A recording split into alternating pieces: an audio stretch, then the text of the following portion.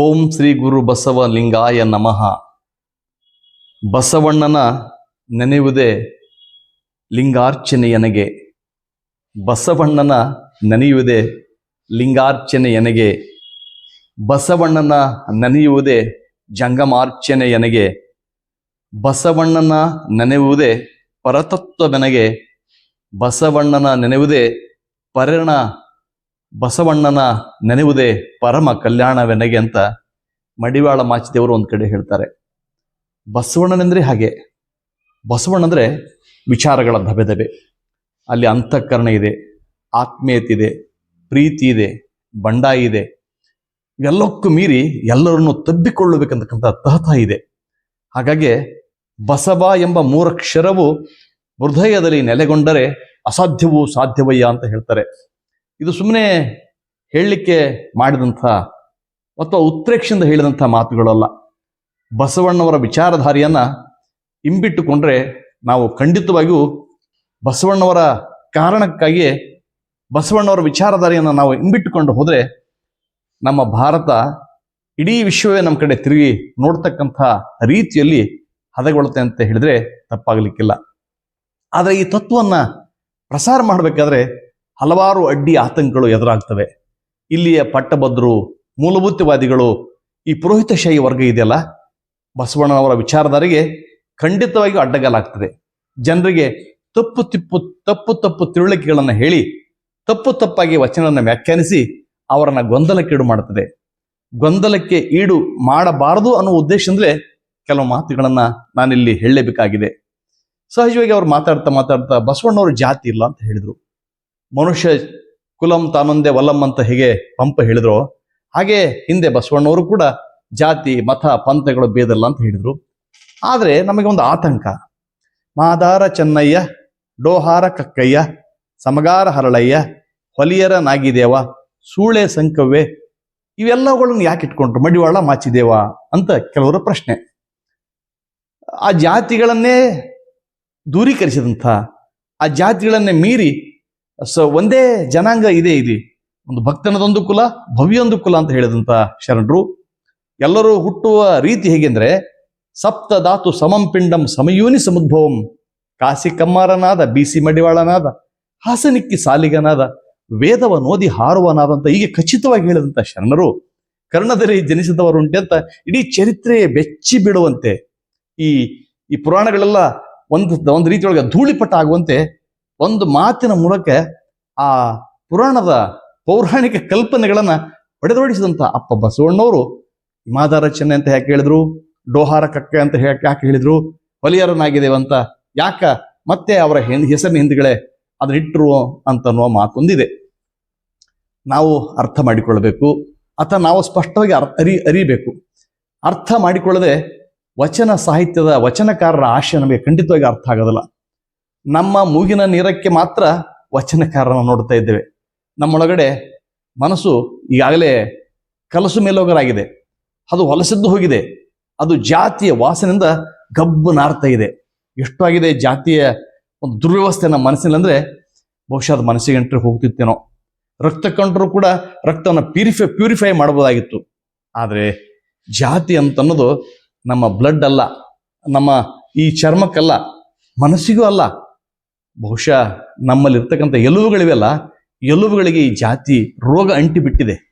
ಹಾಗಾಗಿ ಎಲುಬಿಗೆ ಅಂಟಿದ ಜಾತಿಯನ್ನು ಹೋಗಲಾಡಿಸೋದು ಹೇಗೆ? ಹಾಗಾಗಿ ನಮ್ಮ ಮತಿಯ ಅಥವಾ ನಮ್ಮ ಬುದ್ಧಿಮತ್ತೆಯ ಆಧಾರದ ಮೇಲೆಯೇ ಶರಣರ ವಿಚಾರಗಳನ್ನು ಅಳ್ಳಕ್ಕೆ ಹೋಗ್ತಿದ್ವಿ. ಇಲ್ಲಿ ನಾವು ಎಡುತ್ತಾ ಇದ್ದೇವೆ. ನಮ್ಮ ಹೇಗೆ ಕಲಸು ಮೇಲೋಗರವಾದಂಥ ಬುದ್ಧಿ ಇದೆಯೋ ಆ ಬುದ್ಧಿ ಖಂಡಿತವಾಗಿಯೂ ಶರಣರಿಗೆ ಇರಲಿಲ್ಲ. ಹಾಗಾಗಿ ಅವರು ತೀರ ಗಟ್ಟಿತನದಿಂದ ದಿಟ್ಟವಾಗಿ, ಹೌದು ನಾನು ಮಾದಾರ ಚೆನ್ನೈ ಏನೀಗ, ನಾನು ಡೋಹಾರ ಕಕ್ಕಯ್ಯ ಏನೀಗ, ನಾನು ಮಡಿವಾಳ ಮಾಚಿದೇವ ಏನೀಗ, ನಾನು ಕಾಯಕ ಜೀವಿ ಏನೀಗ ಅಂತಕ್ಕಂಥ ಪ್ರಶ್ನೆಗಳನ್ನ ಅವರು ಇಡೀ ಸಮಾಜಕ್ಕೆ ಎಸ್ಬಿಟ್ರು. ಆಗ ಈ ಪಟ್ಟಭದ್ರ ಇದ್ರಲ್ಲ, ಮೂಲಭೂತವಾದಿಗಳಿದ್ರಲ್ಲ, ದುಡಿಯದೆ ದುಃಖ ಬಡಿಯದೆ ಬೆವರು ಸುರಿಸಿ ದುಡಿಯುವ ಜನಗಳ ಮೇಲೆ ತಮ್ಮ ಜೀವನವನ್ನು ಮಾಡ್ತಿದ್ರಲ್ಲ, ಅವರ ಜಂಗಬಲ ಉಡುಗಿ ಹೋಯ್ತು. ಅವರ ಜಂಗಬಲ ಉಡುಗಿ ಹೋಯ್ತು ಒಂದು. ಆಮೇಲೆ ನಾವು ಮಾಡೋ ವೃತ್ತಿಗಳು ಕೀಳಲ್ಲ. ನೀವು ಕುಳಿತು ಉಣ್ತಿದ್ರಲ್ಲ, ಕುಳಿತು ಉಣ್ಣೋರದು ನೀವು ಕೀಳು, ನಾವ್ಯಾಕೆ ಕೀಳಾಗ್ಲಿಕ್ಕೆ ಸಾಧ್ಯ? ನಾವು ದುಡಿದು ಉಣ್ಣುವವರು, ದೇವನಿಗೆ ತುಂಬಾ ಸಮೀಪವಾಗಿರ್ತಕ್ಕಂಥವ್ರು, ಕಾಯಕವೇ ಕೈಲಾಸ ಅಂತ ನಂಬಿದವರು ನಾವು, ದುಡಿಯುವ ವರ್ಗದ ಜನಗಳು ನಾವು, ಬೆವರು ಸುರಿಸುವ ಜನಗಳು ನಾವು. ಹಾಗಾಗಿ ನಾವು ಕೀಳಾಗ್ಲಿಕ್ಕೆ ಸಾಧ್ಯ ಇಲ್ಲ ಅಂತಕ್ಕಂಥ ಆತ್ಮಸ್ಥೈರ್ಯ ಅವರೊಳಗಡೆ ಬಂತು. ಹಾಗಾಗಿ ಅವರು ಡಂಗುರವಾಗಿ ತಮ್ಮ ವಚನದ ಕೊನೆಯಲ್ಲಿ ಮಾದಾರ ಚೆನ್ನಯ್ಯ ಅಥವಾ ಡೋಹಾರ ಕಕ್ಕಯ್ಯ ಸಮಗಾರ ಹರಳಯ್ಯ ಅಂತ ತಮ್ಮ ಕಾಯಕವಾದ ಹಿನ್ನೆಲೆಯನ್ನ ಅವರು ಗುರುತಿಸಿಕೊಂಡ್ರು. ಅಲ್ಲಿ ಅವರಲ್ಲಿ ಅದ್ರ ಬಗ್ಗೆ ಕೀಳಿರಿಮೆ ಎಳ್ಳಷ್ಟು ಇರಲಿಲ್ಲ, ಅದನ್ನು ಕಿತ್ತಿ ಬಿಸಾಕಿ ಬಿಟ್ಟಿದ್ರು ಶರಣರು ಬಸವಣ್ಣವ್ರು ಆಗ್ಲೇ. ಹಾಗಾಗಿ ಬಸವಣ್ಣವ್ರದ್ದು ವಚನ ಬರೀತಾರೆ ನೋಡ್ರಿ, ಸೆಟ್ಟಿ ಎಂಬೆನೆ ಸಿರಿಯಾಳನ. ಅಯ್ಯೋ, ಸೆಟ್ಟಿ ಅಂತಕ್ಕೆ ಬರೀ ಕೇವಲ ಈ ಸಿರಿಯಾಳನ್ನ ಸೆಟ್ಟಿ ವ್ಯಾಪಾರಿ ಅಂತ ಮಾತ್ರ ಕರೀಲಿಕ್ಕೆ ಸಾಧ್ಯನಾ? ಪ್ರಶ್ನೆ ಇದೆ, ನಾವು ಆಲೋಚನೆ ಮಾಡಬೇಕು. ಸೆಟ್ಟಿ ಎಂಬೆನೆ ಸಿರಿಯಾಳನ, ಮಡಿವಾಳನೆಂಬನೇ ಮಾಚಯ್ಯನ. ಕೇವಲ ಮಡಿವಾಳ ಮಾಚಿದೇವರು ಬಟ್ಟೆಯನ್ನು ಮಾತ್ರ ಹಸನು ಮಾಡ್ತಾರೆ ಅಂತಲ್ಲ, ಮನದ ಮಲಿನತೆಯನ್ನು ಕೂಡ ತೊಳಿತಕ್ಕಂಥವ್ರು ಅವರು. ಅಥವಾ ಆ ಜನಾಂಗಕ್ಕೆ ಮಾತ್ರ ಅವ್ರನ್ನ ಸೀಮಿತ ಮಾಡಿರ್ಲಿಕ್ಕೆ ನೋಡ್ಲಿಕ್ಕೆ ಸಾಧ್ಯವಿಲ್ಲ ಅಂತ ಅನ್ನೋ ಮಾತು ಬಸವಣ್ಣವರು. ಡೋಹಾರನೆಂಬೆನೆ ಕಕ್ಕಯ್ಯನ, ಕಕ್ಕಯ್ಯ ಶರಣರನ್ನ ಡೋಹಾರ ಅಂತ ಮಾತ್ರ ಕರೆದಲಿಕ್ಕೆ ಸಾಧ್ಯನಾ? ಹಾಗೆ ಮಾದಾರನೆಂಬೆನೆ ಚೆನ್ನಯ್ಯನ, ಮಾದಾರ ಚೆನ್ನಯ್ಯನ ಕೇವಲ ಮಾದೇರವನು ಅಂತನ್ನುವ ಒಂದು ಜನಾಂಗದ ಒಂದು ಲೇಬಲ್ನ ಅಂಟಿಸಿ ಆತನ್ನ ದೂರಿಡಿಕೆ ಸಾಧ್ಯನಾ? ಇಲ್ಲ. ಹಾಗೆ ಆನು ಆರುವನೆಂದರೆ ಕೂಡಲ ಸಂಗಮ ದೇವ ನಗುವನಯ್ಯ. ಹೀಗೆ ಇವರೆಲ್ಲರನ್ನ ಜಾತಿಯ ಮೂಲಕ ನಾವೆಲ್ಲ ಗುರುತಿಸಿಕೊಳ್ತೀವಿ ಸಮಾಜದಲ್ಲಿ. ಹಾಗೆ ನನ್ನನ್ನು ಕೂಡ ಜಾತಿಯ ಮೂಲದಿಂದ ಪ್ರಶ್ನೆ ಮಾಡಿದ್ರೆ ನೀವು ನನ್ನನ್ನು ಕೂಡ ಹಾರುವ ಅಂತ ಕರಿಬಹುದು. ಆದ್ರೆ ನಾನು ಹಾರುವನೇ? ಆನು ಹಾರುವನೆಂದರೆ ಕೂಡಲ ಸಂಗಮ ದೇವ ನಗುವನಯ್ಯ.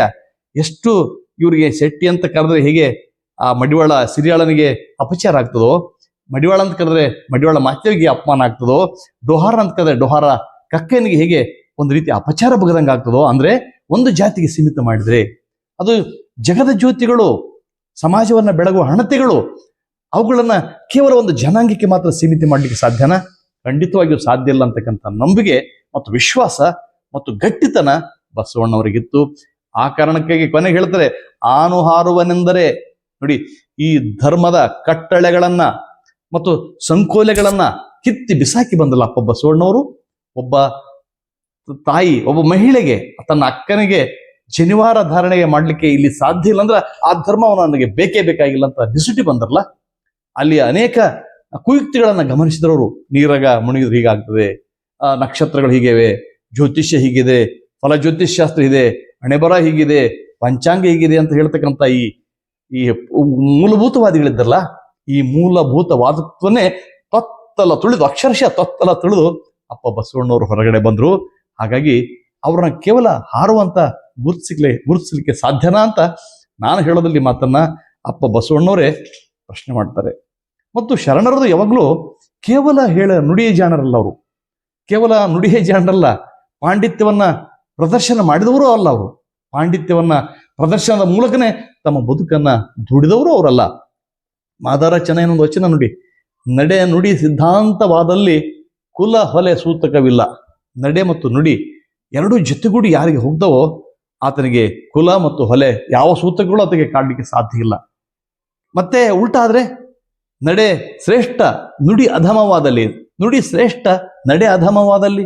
ನುಡಿ ಬಹಳ ಉತ್ಕೃಷ್ಟವಾದಂತಹ ನುಡಿಗಳನ್ನು ಹೇಳ್ತಾ ಹೇಳ್ತಾ ಹೇಳ್ತಾ ಸತ್ಯವನ್ನೇ ನುಡಿಬೇಕಂತ ಹೇಳ್ತಾ ಅಸತ್ಯವನ್ನು ನೋಡಿದ್ರೆ, ಸತ್ಯವನ್ನೇ ಬದುಕಬೇಕಂತ ಹೇಳ್ತಾ ಅಸತ್ಯವನ್ನ ಬದುಕಿದ್ರೆ, ಅದಕ್ಕೆ ಕೇಳ್ತಾರೆ ಶರಣರು, ನುಡಿಲೇಸು ನಡೆ ಅಧಮವಾದಲ್ಲಿ ಅದು ಬಿಡುಗಡೆ ಇಲ್ಲದ ಹೊಲೆ. ಹೊಲೆ ಅಂದ್ರೆ ಕೆಟ್ಟವನಂತ ಅರ್ಥ. ಒಂದು ಜನಾಂಗ ಅಲ್ಲ, ಒಂದು ಜನಾಂಗ ಅಲ್ಲ, ಬೇಕಂತಲೇ ನಮ್ಮ ಸಮಾಜವನ್ನ ಸೀಳ್ಬೇಕಂತಕ್ಕಂಥ ಕೆಲವು ಪಟ್ಟಭದ್ರಿದ್ದಾರಲ್ಲ, ಅವರು ಇದು ಹುಟ್ಟಾಕಿದಂಥ ಪದ ಅಷ್ಟೇ. ಹೊಲೆ ಇಲ್ಲಿ ಊರೊಳಗಿಲ್ಲವೇ ಅಂತ ಮತ್ತೊಂದು ಪ್ರಶ್ನೆ ಕೇಳ್ತಾರೆ ಶರಣರು. ಬಯಲು ಒಂದ್ ಕಡೆ ಊರ ಒಳಗನ ಬಯಲು, ಊರ ಹೊರಗಣ ಬಯಲನ್ನುಂಟೆ. ಎಂತ ಪ್ರಶ್ನೆ ಇದೆ. ಬಯಲು ಅಂತ ಅನ್ನೋದು ಎಲ್ಲ ಕಡೆ ಒಂದಿದೆ. ಊರ ಒಳಗೆ ಬ್ರಾಹ್ಮಣ ಬಯಲು, ಊರ ಹೊರಗೆ ಹೊಲ ಬಯಲನ್ನುಂಟೆ.